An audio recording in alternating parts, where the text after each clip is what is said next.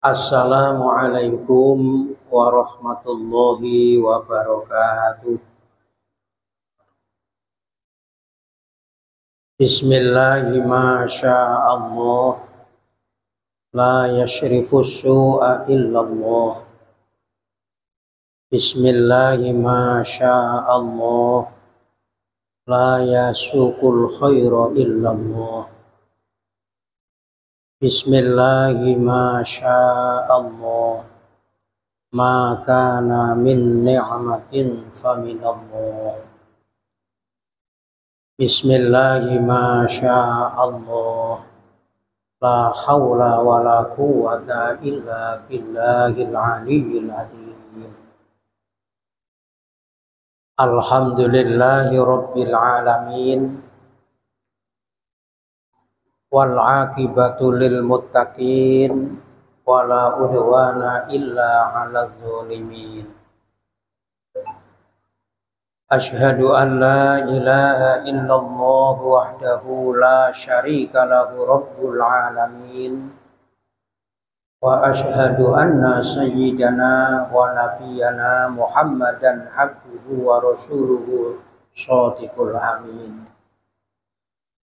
Allahumma sholli ala sayyidina Muhammadin khatamun nabiyyin wa ala alihi wa ashabihi wa manittaba'ahu ila yaumiddin. Amma ba'du, faqad qala Allah ta'ala fi kitabihil mubin. A'udzu billahi minasy syaithanir rajim. Qad aflaha man tazakka wa zakara isma rabbih fashalla. Bal tu'thirunal hayatad dunya wal akhiratu khairu wa abqa. Shadaqallahul azim. Wa qala an-nabiy sallallahu alaihi wasallam, la yadkhulul jannata qati'ur rahmi. Jamaah sholat zuhur Masjid Darussalam yang sama-sama dimuliakan oleh Allah Subhanahu wa Ta'ala, pendengar radio dakwah Masjid Raya Darussalam Samarinda dimanapun berada, yang sama-sama dimuliakan oleh Allah Subhanahu wa Ta'ala. Kita berdoa, berharap, memohon kepada Allah Subhanahu wa Ta'ala, semoga kita semuanya tergolong hamba-hamba yang tercatat sebagai penghuni surganya Allah Subhanahu wa Ta'ala. Amin Allahumma amin. Oleh karenanya, dalam mengawali taklim kita pada siang hari ini, terlebih dahulu marilah kita sampaikan rasa syukur kita kepada Allah Subhanahu wa Ta'ala dengan bersama kita mengucap hamdalah. Alhamdulillahirabbil alamin. Selanjutnya kita sampaikan salam takzim dengan ucapan Allahumma sholli ala sayyidina Muhammad wa ala ali sayyidina Muhammad. Kita memohon, berharap, meminta kepada Allah agar kita semuanya tercatat sebagai umatnya Nabi kita Muhammad sallallahu alaihi wasallam, dan kelak kita semuanya dikumpulkan bersama-sama dengan umatnya Nabi kita Muhammad sallallahu alaihi wasallam. Tentu kalau kita ingin menjadikan diri kita masing-masing sebagai umatnya Muhammad, maka kita harus selalu menjaga silaturahim kita. Barusan kita melaksanakan silaturahim terhadap Allah Subhanahu wa Ta'ala. Dengan jalan kita mengerjakan sholat. Sholat itu adalah hubungan langsung kita dengan Allah. Maka kita jaga sesuai dengan waktu-waktu yang telah ditentukan. Sampai-sampai dalam Al-Quran sendiri Allah mengatakan bahwa bagi kita orang mukmin itu sholat itu sudah waktunya ditentukan. Inna sholata kanat 'alal mu'minina kitaban mauquta. Maka saya mengingatkan kepada seluruh jamaah semuanya, selesai kita melakukan sholat zuhur ini, kita berniat untuk bisa melaksanakan sholat sesudah zuhur, yakni sholat ashar, agar waktu di dalam menunggu kita antara sholat zuhur dan sholat ashar ternilai seperti kita melakukan sholat. Maka kita jaga. Nanti sesudah selesai sholat ashar, kita berniat untuk melakukan sholat maghrib, sehingga waktu antara ashar dan maghrib senantiasa terjaga untuk niat kita melakukan sholat. Hubungan kita jaga terus. Hablum minallah kita jaga. Karena kita merasa dengan kesadaran yang utuh bahwa kehidupan kita ini semuanya hanyalah miliknya Allah Subhanahu wa Ta'ala. Dengan senantiasa berupaya untuk mengajak dirinya, menyambungkan dirinya terhadap Allah sang pemilik kehidupan, maka kita sadar bahwa diri kita ini adalah hambanya. Ini penting sekali. Dengan menyadari akan kehambaan pribadinya masing-masing, sehingga manusia senantiasa tunduk dengan aturannya, tidak ingin membuat aturan sendiri. Di dalam dirinya melaksanakan hubungannya terhadap Allah, tunduk dengan aturan yang datang dari Allah, yang disampaikan lewat Rasulnya Muhammad Sallallahu Alaihi Wasallam. Tidak menuruti hawa nafsunya.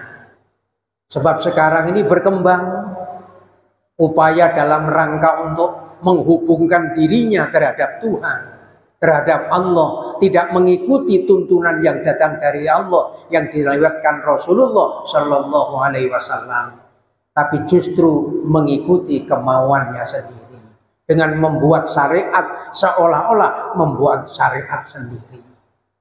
Di dalam sholat berjamaah, bagaimana aturan shaf, bagaimana tempatnya laki-laki, bagaimana tempatnya perempuan, diatur oleh syariat yang dituntun oleh Rasulullah Sallallahu Alaihi Wasallam. Tidak boleh kita membuat syariat sendiri, karena agama bukan milik manusia, agama adalah miliknya Allah. Maka syariatnya datang dari Allah, disampaikan lewat utusannya untuk kita sebagai umatnya.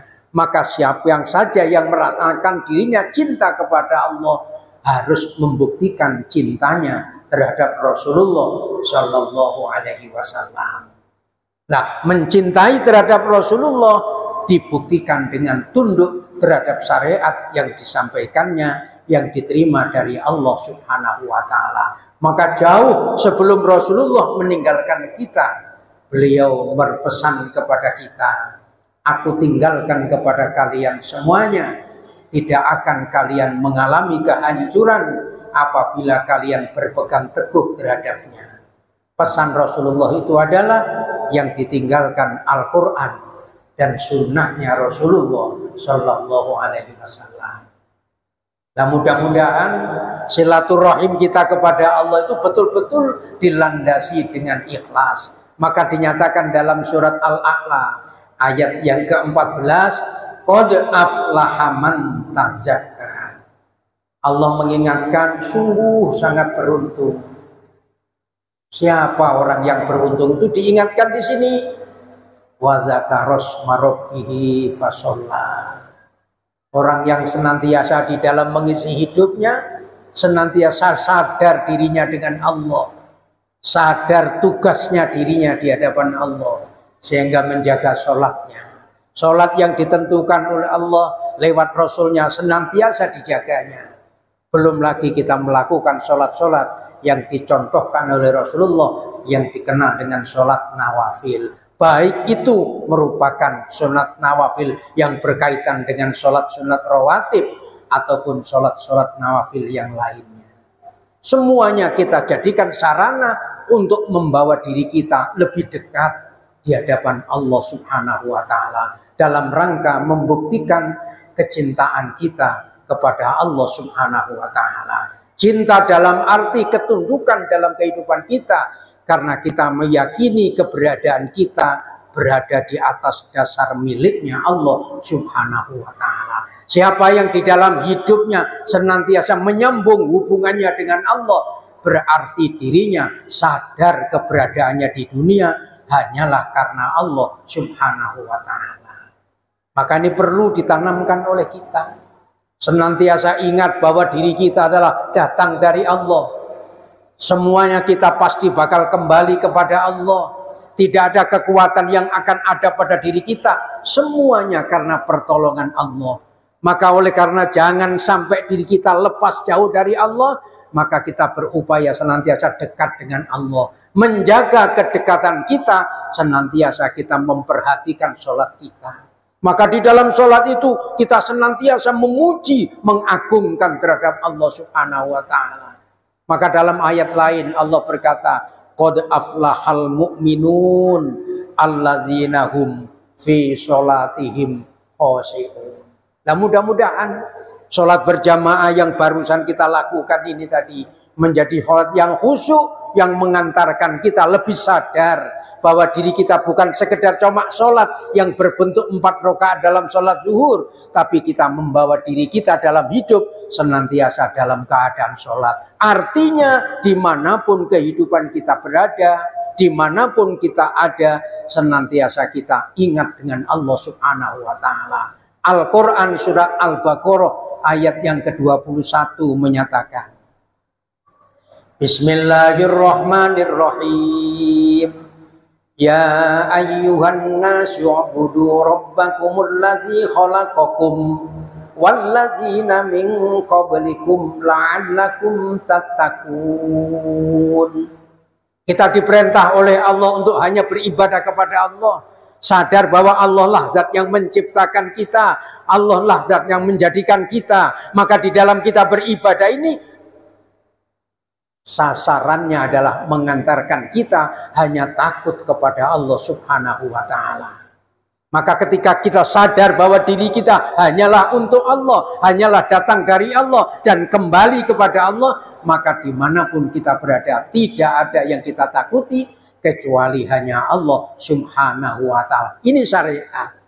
Maka syariat bukan sekedar difahami, syariat bukan sekedar dimengerti, tapi bagaimana syariat menjadi jalan dalam kehidupan kita. Itu yang dicontohkan oleh Rasulullah Sallallahu Alaihi Wasallam. Maka mudah-mudahan silaturahim yang baru kita lakukan di hadapan Allah menjadi silaturahim yang memperkokoh keimanan kita, memperkuat dan mempertebal keimanan kita, yang pada akhirnya mengantarkan kita manakala kita kembali di hadapannya, kita dituntun dengan kalimat tauhid la ilaha illallah. Sampai Rasulullah berjanji, siapa yang akhir hayatnya diakhiri dengan kalimat tauhid la ilaha illallah, tidak ada jaminannya kecuali surganya Allah Subhanahu wa Ta'ala. Selanjutnya kita jaga setelah silaturahim kita kepada Allah, maka jangan lupa yang kedua, silaturahim kita terhadap sesama kita. Hablum minan nas. Sebaik apapun hablum minallah, silaturahim kita kepada Allah, tapi kalau tidak menjaga silaturahim kita kepada sesama manusia, Rasulullah mengingatkan, la yadkhulul jannata qati'ur rahmi. Tidak bakalan masuk ke dalam surga orang yang memutuskan tali silaturahim. Maka di dalam sholat kita memperkokoh silaturahim kita terhadap sesama manusia dengan jalan kita mendoakan kepada Allah. Maka di dalam sholat pasti kita akhiri dengan doa Assalamualaikum warahmatullah. Siapa yang kita doakan itu adalah saudara kita sesama mukmin agar mendapatkan senantiasa keselamatan dari Allah Subhanahu wa Ta'ala. Maka orang yang senantiasa menjaga sholat berarti berupaya untuk menjaga hubungannya terhadap Allah, sekaligus berupaya untuk menjaga hubungannya terhadap sesama manusia. Sehingga Al-Quran mengingatkan lewat Rasulnya yang dijelaskan dalam hadis, maka siapa yang meninggal meninggalkan sholat dengan sengaja, kata Nabi, masuk dalam kelompok kafir yang nyata. Man taraka sholatan muta'ammidan faqad kafara jiharon. Maka sampai dalam hadis Nabi yang lain, beliau mengatakan sholat itu tiangnya agama. As-sholatu imaduddin. Faman aqamaha faqad aqamaddin, faman tarakaha faqad hadamaddin. Maka oleh karenanya dalam rangka menjaga silaturahim kita kepada Allah, silaturahim kita terhadap sesama manusia lewat sholat. Sholat bukan sekedar dikerjakan, tapi dimaknai dalam diri kita, sehingga sadar bahwa kita hidup dengan sesama manusia, menjaga satu dengan yang lainnya. Hidup dengan Allah, menjaga jangan sampai kita terputus keridhoannya Allah subhanahu wa ta'ala. Maka silaturahim sangat penting dalam kehidupan kita. Ingat bahwa kehidupan kita di dunia bersifat sementara. Maka orang mukmin senantiasa menyatakan hidup yang hakiki adalah hidup yang kelak apabila kita kembali di hadapan Allah subhanahu wa ta'ala. Ini yang dikatakan dalam surat Al-A'la ayat yang ke-17. Wal akhiratu khairu wa abqa. Kehidupan akhirat itu lebih baik dan akan menjadi kehidupan yang kekal. Maka orang mukmin tidak memperhatikan semata kehidupannya di dunia yang sementara, tapi bagaimana menjadikan kehidupan dunia yang sementara ini menjadi jalannya, menjadi wasilahnya untuk mendapatkan kehidupan akhirat yang abadi penuh dengan kebahagiaan. Maka dijaga lewat silaturahim, baik silaturahimnya terhadap Allah, baik silaturahimnya terhadap sesama manusia. Hablum minallahnya senantiasa dijaga, hablum minannasnya senantiasa diawasi. Mudah-mudahan kita semuanya senantiasa mendapatkan bimbingan dari Allah subhanahu wa ta'ala, mendapatkan pertolongan dari Allah subhanahu wa ta'ala, sehingga kita di dalam menjalani kehidupan kita mampu untuk memilah dan memilih mana yang hak dan mana yang batil. Kita tidak pernah lupa untuk selalu berdoa, Allahumma arinal haqqo haqqo warzuqna tiba'ah wa arinal batila batila warzuqna jatinabah. Ya Allah, tunjukilah hambamu yang benar itu benar. Ya Allah, berikanlah kekuatan hambamu untuk mengikuti menjalankan yang benar. Ya Allah, tunjukilah kepada hambamu yang batil itu batil. Berikanlah hambamu, ya Allah, kekuatan untuk menjauhi, meninggalkan yang batil. Sebab kita semuanya tidak bakalan ada kemampuan untuk menjalankan yang benar. Tidak ada kemampuan untuk meninggalkan yang batil tanpa ada pertolongan dari Allah subhanahu wa ta'ala. Maka dikala kita sebagai orang mukmin bisa melakukan kebaikan dan bisa mencegah diri kita dari perbuatan kemaksiatan, bukan menjadikan diri kita sombong, tapi semakin meningkatkan kesyukuran kita, karena semuanya itu kita yakini hanyalah pertolongan Allah subhanahu wa ta'ala. Sehingga hilanglah perasaan kesombongan, hilanglah perasaan keakuan, hilanglah sifat perasaan sum'ah, tapi yang muncul adalah sifat tawadhu yang senantiasa dihadapkan di hadapan Allah subhanahu wa ta'ala. Karena dirinya senantiasa yakin untuk memerlukan hidayah dan pertolongan dari Allah subhanahu wa ta'ala. Mudah-mudahan sekali lagi apa yang saya sampaikan pada siang hari ini bermanfaat khususnya untuk diri pribadi dan umumnya untuk kita semuanya. Dan pada akhirnya kita tidak berharap kepada Allah kecuali semoga apabila kelak kita dimatikan oleh Allah subhanahu wa ta'ala, kematian kita semuanya mati dalam keadaan husnul khotimah. Amin ya rabbal alamin. Al-Fatihah.